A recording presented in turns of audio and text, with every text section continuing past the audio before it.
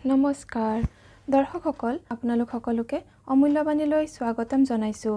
আজিৰ ভিডিঅ'টোৰ বিষয় হৈছে আপোনালোকৰ ঘৰলৈও কেতিয়াবা ক'লা কুকুৰ আহিছে নেকি? ঘৰত থকা হ'লে নহ'ব, বেলেগৰ পৰা আহিব লাগিব। যদি আহিছে বুজিব যে কিছুমান সংকেত আপোনালোকে লাভ কৰিব। আৰু যদি ঘৰলৈ ক'লা কুকুৰ আহে তেতিয়া কি কৰিব সেই বিষয়ে আজি আপোনালোকে জানিব পাৰিব। যদি ক'লা কুকুৰ ঘৰলৈ আহে তেনেহ'লে বিপদ আপদ সংকট হঠাতে আহিবলগীয়া বিপদ দুৰ্ঘটনা ইত্যাদিৰ পৰা ৰক্ষা পোৱা যায়। যদি অকাল মৃত্যু হ'বলগীয়া আছে এখন ঘৰত তেনেহ'লে সেই মৃত্যু ভয়ো আঁতৰি যায় যদিহে ঘৰলৈ ক'লা কুকুৰ আহে।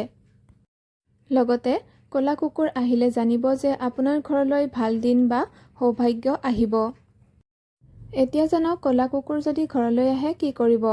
প্ৰথম কথা, ভুলতো খেদি নিদিব আৰু লগে লগে আপোনালোকে ৰুটি বনাব। যদি ৰুটি বনাই থোৱা আছে তেনেহ'লে খাবলৈ দিব।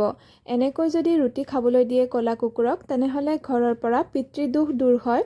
যদি কাৰোবাৰ পিতৃদোষ আছে দূৰ হ'ব। লগতে পিতৃপুৰুষ সন্তুষ্ট থাকিব আৰু আৰ্থিক সমস্যাৰ পৰাও বিশেষভাৱে ৰক্ষা পাব। দৰ্শকসকল, আজিৰ ভিডিঅ'ৰ ইমানতে সামৰণি মাৰিছোঁ। ধন্যবাদ।